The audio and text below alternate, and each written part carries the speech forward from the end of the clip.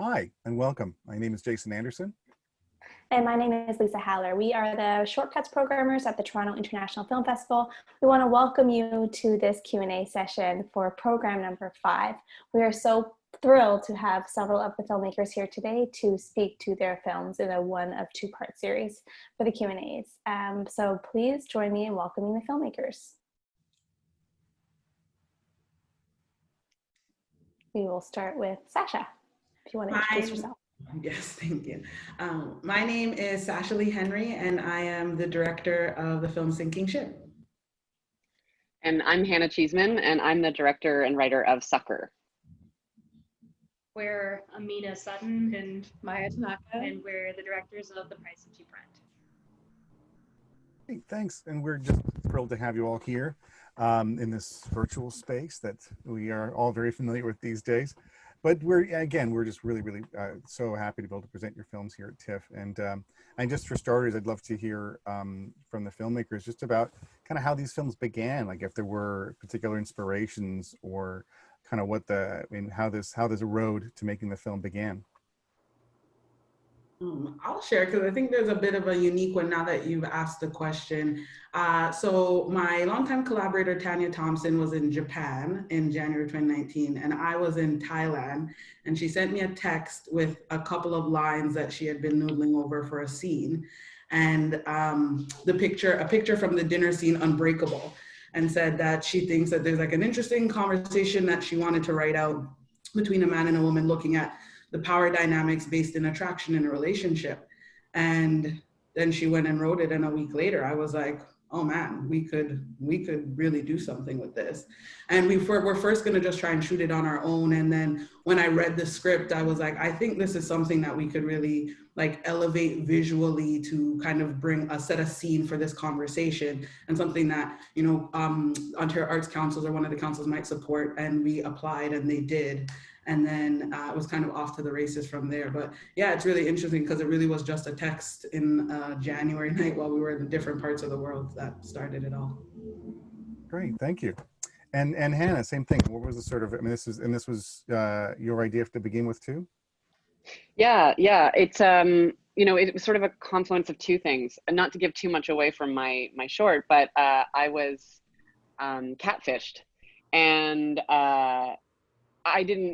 I never even thought, like, when it happened to me, I had to look up like signs of catfishing to figure it out. And when I realized that it happened, and it wasn't about somebody asking for money, you know, there was no reason that this person, whoever they are, did it. But I looked up like the signs for it. And then I immediately after it happened, I was like, oh man, I wrote down all my feelings after the fact. I wrote down like upset, shocked, like, you know, saddened, and all of these feelings that came up. And I knew there was a story out of it. Here's my DP walking in. We just wrapped a feature last night. So anyway, surprise guest appearance. He has no shoes on. Anyway, so John Carr, everyone. So basically, I wrote down all those feelings because I knew there was going to be a story in this. And I knew I had also wanted to work with Dara Campbell and Kayla Karimsky. And when I wrote out the prose version of it, they both said yes. So it was kind of, you know, and Coral Aiken came on board really quickly too. And it happened really quickly after that. So it was just a personal experience that I sort of turned on its head. And good to get something great out of maybe feelings that were not so great. Yeah. Yes. And Amina and Maya, if you want to speak to kind of how this began, I'm sure, and this definitely feels like it has a sort of a personal root as well. Yeah.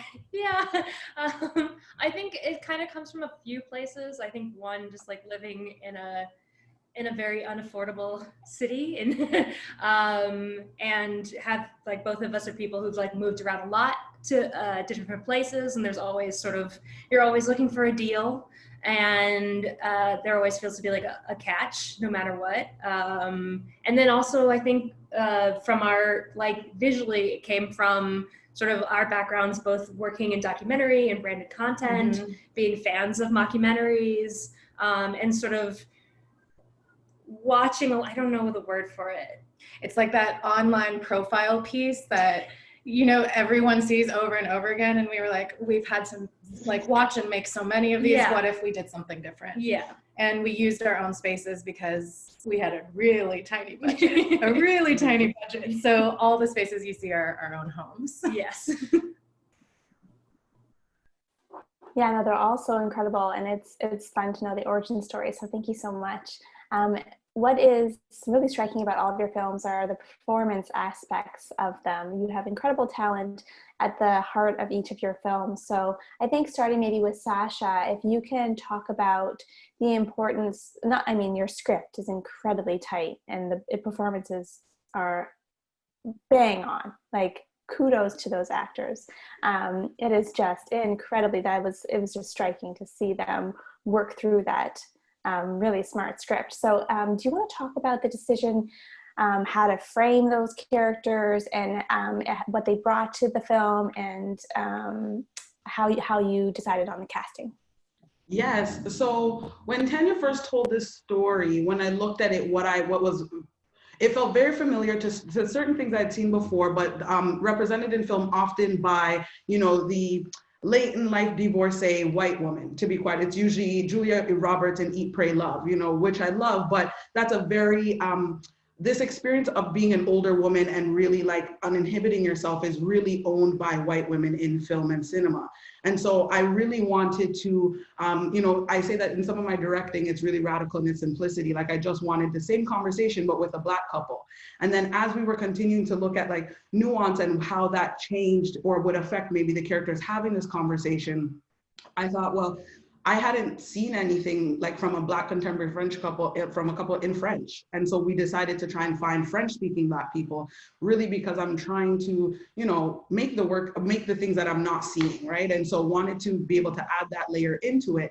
And it was really difficult. Like shout out to Millie Tom, who was our casting consultant, to try and find people that would be interested in a lead role like this in a short film that was a smaller budget, that were Black and French speaking. And it was really, really hard. And we were very close to, we explored doing multiple versions of this, of seeing what different relationships would look like and different couple and combinations.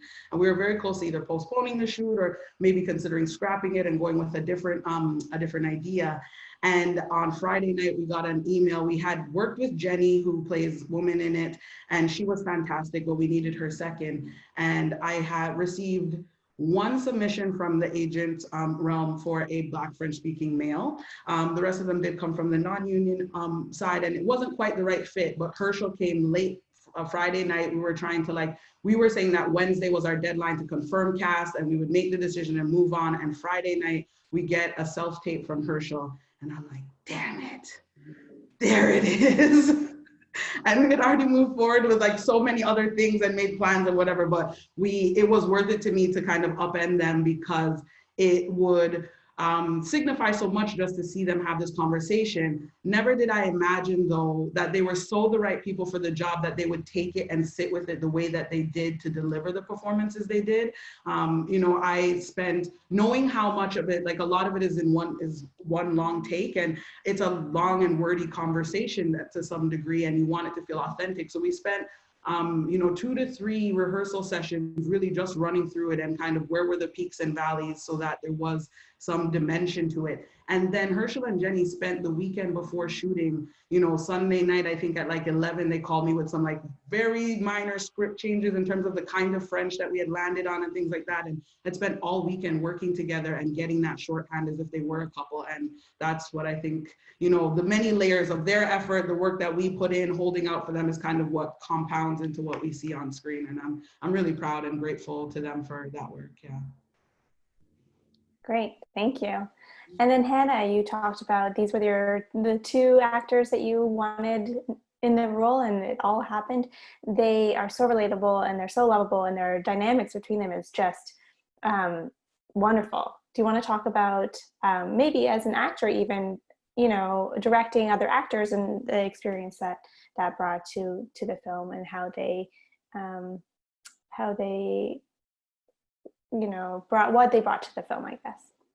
Yeah.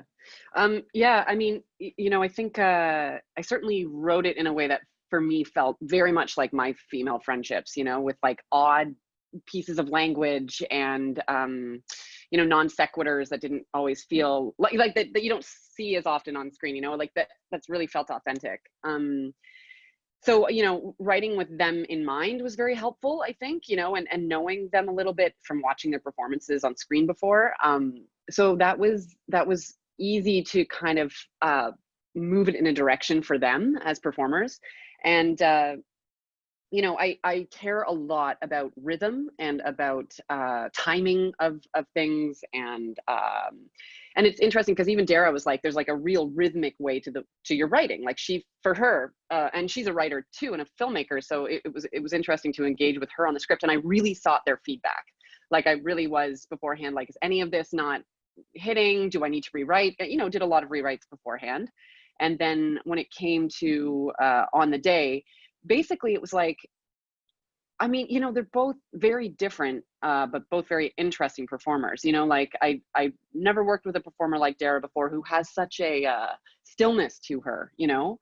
And so the way that I worked with them was like to get the lines basically as written, and then other moments just like, I trust you, perform what feels right, you know? And for me, the part that really sang at was the bar scene when they're putting the app together, the profile together, I mean, because, you know, there were so many moments where it just felt like real friends goofing around, and you know, some of it is absolutely scripted and some of it is absolutely improv in those moments too. So just, you know, as a performer, because I have an acting background, you know, I have a real like sense of where I want things to land, and I just really try and nudge people in the right direction to fit that instinct, you know, that instinct of mine as a performer where I'd want it to be, and to hit both drama and comedy. And these two did it so well.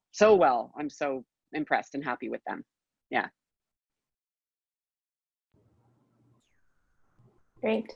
Thank you so much. And then finally, for the price of cheap rent, maybe if you want to talk a little bit about the development of the character, her voice, and if there was any sort of improv versus scripted moments for your piece as well. Yeah, there's actually, we had originally planned to have a different actress play the lead role, and that was like kind of the whole time we'd been like sort of like writing it with this specific person in mind, and we'd been working with her the whole time, and then sort of maybe a week away from the actual shoot, it became clear that it just wasn't gelling for her, and so we kind of scrambled to find someone else, and then Maya was essentially just like, we don't have time, Amina, just do it. You wrote it. You wrote it, you can do it. Like this is you, it's essentially like you know what you're doing. And so it came from came from so many, like, I think in working with an actress, a lot came up in our conversations with her that really helped to sort of shape and inform. In some ways, she's sort of like shone a light on certain things that we were not necessarily thinking of, or things that I had sort of like written in intuitively that I didn't realize I was even saying. In the writing, it was very helpful to have her there, and sort of like, even if it wasn't something that she connected with, for her to at least just sort of bring that to our attention. And I think that helped inform the writing aspect of it. And then on the day of shooting, so much of it ended up being actually improvised, which was helpful for the look of it being sort of this documentary. You want it to sort of sound clunky, and you want it to sort of sound like you're put on the spot. So it's very, even for for Wyatt, when he is like this little guest spot in it, having him sort of, we gave him sort of like guidelines for kind of what we wanted him to say, and just kind of allowed him to sort of mess around a little bit and be a little messy and sort of getting to that point, because we felt like it would seem more real. Yeah. So we gave like a lot of, you're starting at A, you end up at B, what do you want to do in between? And for Amina, I mean, for us, we work very collaboratively in general, but I'm actually sitting next to the lens. I'm asking a lot of questions that don't make it into the actual film. So it did kind of shoot like a documentary. And so there's moments where she just starts riffing and I'm losing my mind because she's talking about like, I mean, I won't give too much away, but she's doing a painting. It's very funny. I'm not expecting a lot of it. So I'm like lying with my face pressed against a wall at a certain point. We're in a studio apartment. And a lot of that I think comes out in the editing, because then we have these really funny moments where the whole crew is cracking up, but trying to be really still because we're all in very close proximity. So I think it was a blessing that it ended up being Amina as the lead, because we were able to like pull so many of those moments out of it that maybe we wouldn't have before. Yeah. But yeah. That's great. It's funny because I was thinking about how, you know, all the films, I mean, such a great, you know, sort of variety of films that do all these different tones that take place even within the same film. But there's something I find really like, there's a real kind of serious core, even to Price of Cheap Rent. Like there's a real issue there. And I think that's it's interesting because I think all the different films, I'm seeing with SUCCOR, seeing with Sinking Ship, where there's just like, you know, whatever happens, there's this, you know, a real, like, there's something quite vulnerable about all the films in their own way. And I think that maybe just starting with Amina and Maya again, just talking about this, you know, it's about gentrification. It's about sort of losing a place in these neighborhoods which were created by the people who were being driven out. So I think did you find that was kind of a way to talk about something serious, but to do it in a very fun way? Was that kind of an attractive route for you? I mean, I think absolutely. It's also, it's not necessarily an easy conversation or an easy topic to sort of, it's so layered and it's so complicated.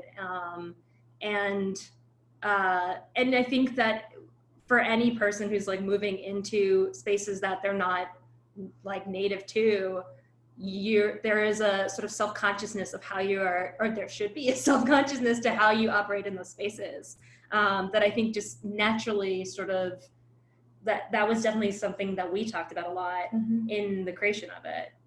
Yeah. Yeah, and I think also in a lot of the process as we're creating these things, a lot of these things are very personal stories for us. Both of us at the time lived a block away from each other in that neighborhood. Like I said, we're shooting in our apartments, we're shooting on our streets. Our DP is also 2 blocks away. Like we're all working together in community with each other on set, but also in the world. And we're all kind of facing similar questions at varying levels of where we fit in and how we fit in and how we want to interact and be parts of our community. And we're also trying to like subvert this kind of like very, it's not glitzy, it's like this very processed packaging of these stories that have now been like commodified and kind of sent out and like I'm saying branded content. And we're trying to really subvert that and come back to it and be like, what does it mean if we take over that narrative again in our own spaces? And how does that look moving forward? And that's kind of like the question in the film. Yeah. And I guess certainly about the same thing about the sort of questions at the heart of Sinking Ship and SUCCOR too. Maybe like asking Sasha just about, I mean, how much, what the sort of drive to you to tell this story? I mean, there's so much about love and power and connection and failure to communicate. I mean, there's so much there. And I guess what were some of the things you really wanted to sort of, you know, impress upon people? And maybe and maybe not in a way that's like super direct either, because it's not a didactic film either. Yeah, I'm glad that you picked up on that. Like it really isn't that explicit, but the thing that we wanted to impress was that she doesn't back down, that she like hears what he's saying and sees even the validity of it, but that neither of them, that compromise isn't where they're gonna land here. That his point of view is his point of view and hers is hers. And I'm really watching it on either side. You can see, kind of where the breakdown happens or where the disconnect is happening. And so looking at this just as, you know, a fact or reality of the relationship, that you now feel this way and I now feel this way, and unpacking it that way from this almost like emotions removed kind of place. And then the mural comes in and tells us what's really happening, you know, under the surface as they try to maintain this facade. It was really just trying to impress that it was okay for there to be no compromise, for her to remain solid in what and how she felt in this position, and for him to also feel solid. And if that meant that they weren't going to work together, that was okay.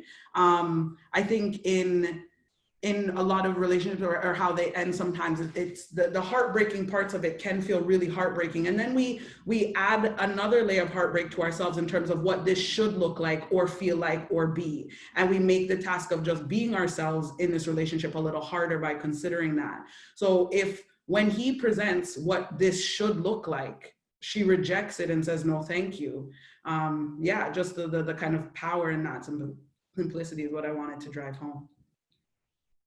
I think the movie does it so well, and such intelligence and strength, and I'm thinking about SUCCOR and kind of what is at the root of that movie is there's so much sort of longing and loneliness, and you see what the female friendship is, what that dynamic can provide, but also what both of them long for, they can't get from it too. I mean, there's so much there as well, I think. Not sure if that's really a question, but if Hannah, I mean, is that kind of what was that sort of, what kind of some of the things you were driving at, or sort of maybe things you were trying to articulate through the story? Yeah, I mean, there's what I find really interesting and perplexing about the piece is just like why Dara's character does what she does and what she's wanting to get out of it and what she's missing in her own life and where she's putting that, placing that need and that longing in her friendship, but she's also trying to satisfy something within her friends, her friends' needs as well. Like there's both this very unusual dichotomy of like love and trying to help and be a best friend, and at the same time this like dark secret underbelly and wondering why she's doing it. And I think early on we talked a little bit about phantom thread and that kind of dependency within a relationship that also maybe makes it work. And I think, if this was to continue into a feature, which I hope it does, I would probably start exploring that aspect a little more, like where the sort of ugly shadow bits of their relationship also feed into its success or its like life. I frankly, I don't have many relationships like that in my life. That's not a like an experience I've much had within my friendships, thank goodness. But I also think that it's interesting. It sort of turns the female friendship on its head, and to have so precisely like dark and lightness met, butted up against each other in such a profound way. And also then just like their lightness and their humor and their clear like proximity and closeness and intimacy with one another, and what it looks like when those lines get, those boundaries get stepped over. It's just interesting to me.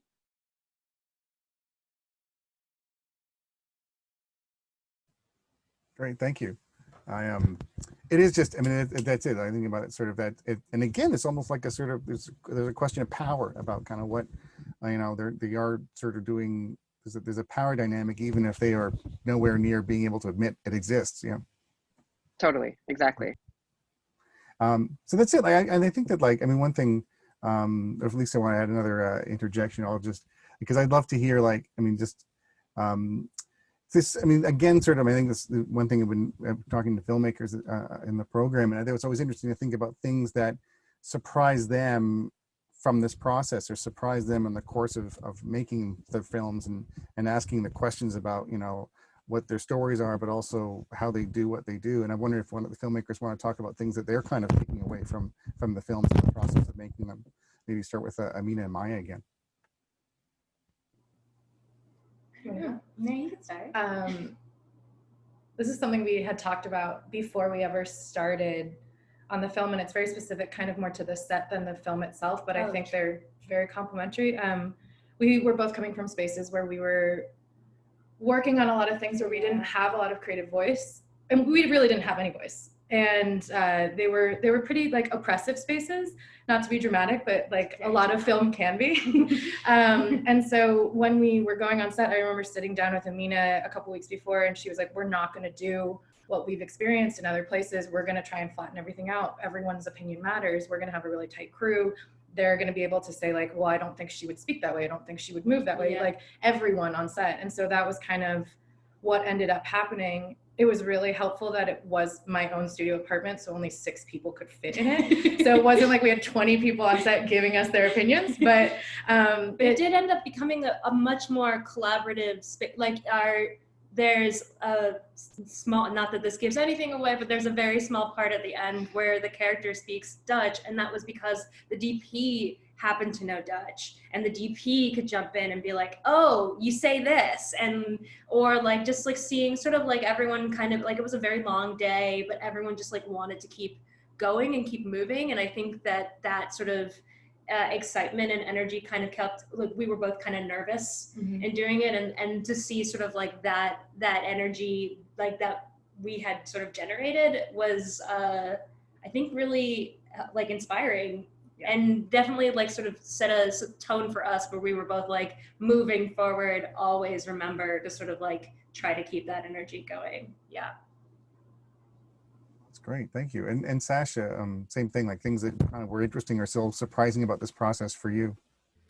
I think the most surprising thing for me was like, you know, I've been saying that this is the film I feel like I really like understood what it means to be a director, because there was so little shorthand available to translate between what I had as the vision versus and what I wanted to see in the end. Whereas like, you know, with my other project, Bitches Love Brunch, you know, framing it and telling the story, they're gonna sit on this bench. It's very easy for us, for like all heads of departments to grasp their head around what you're trying to do there. But when we have, like, we're shooting in green screen, and then you know, they're also shooting in another language, they were shooting in green screen, and then so much of this is sitting in post. And what that's like when a pandemic does happen and you're in the middle of post to like with a scale that you've never done before, because the entire restaurant is VFX and things like that. And so just realizing how much, like I really found my position in terms of like, oh, like I truly am the captain of this ship. Like I need to touch base with you and touch base with you and touch base with you and like really bring this across the finish line. Like there is, because it's a lot of what we're trying to do, the style of it isn't necessarily clear. You know, our VFX artist, what he was looking at as the wave file or how it would work wasn't quite what I'm at, and like the kind of tweaking that had to happen there, and seeing how much of that in this particular project really just lived with me, helped me understand kind of what my relationships with different departments look like, because it was also the biggest size set I guess I had directed on, in terms of most of them being similar to kind of what Amina and Maya are doing, where it's like the talented friends you had getting together, doing an idea. And because we're supported by Ontario Arts Council, I had an AD and a script supervisor, and you could see the relationships, like how that connected. And, you know, Nick Haight was a cinematographer who is loved by so many in the city for good reason, but even just like being able to just talk with him as a cinematographer, you know, with days that were fully scheduled and already booked in a studio, as opposed to like, can we fit this in from 5 to 6 after you're done the other thing to do the thing. So this one was kind of like the most like traditional path I feel like I went in terms of like approach to filmmaking and seeing all the steps, because for so long when you're an indie filmmaker, you're making it however you can. Like I really appreciate the Save the Cat instructions, but whatever we can afford to do here is what's gonna happen. So yeah, that was the biggest surprise for me, just seeing kind of really the director role clarify itself and kind of what was required of me in that moment. That's great. It sounds like something really valuable to take forward, you know, in your practice. And I guess the same for Hannah. I mean, certainly this is, you know, looking at SUCCOR is something that will hopefully be a feature someday. I mean, with there things that you were really, that they're very valuable about this, that you can go like, okay, no, this is what I'm bringing forward to the next version of this, or maybe something altogether different. Yeah, totally. So I feel like, you know, I work as a writer, a director, and an actor in various capacities. And it's been a while since I've put something that is like wholly my voice onto the screen and like shot it. You know, I haven't made a short film in a little while, and you know, I have a lot of stuff in development, but none of it's really like going yet. And so for me, what was so valuable about this was that, you know, I feel like I've been chipping away at my craft, especially in writing and directing, for some time. And this one really felt like my voice, and I really felt like I was able to meet my voice with a skill set that, like, you know, finally there is some kind of meeting between the two, you know? and then so that just gives me confidence, you know, it gives me confidence in trusting myself moving forward. And but at the same time, like really leaning into my collaborators, like really leaning into my DP and his knowledge of film and suggestions, really leaning into my producer Coral and her, you know, she runs such a tight ship and is such a pleasure to work with.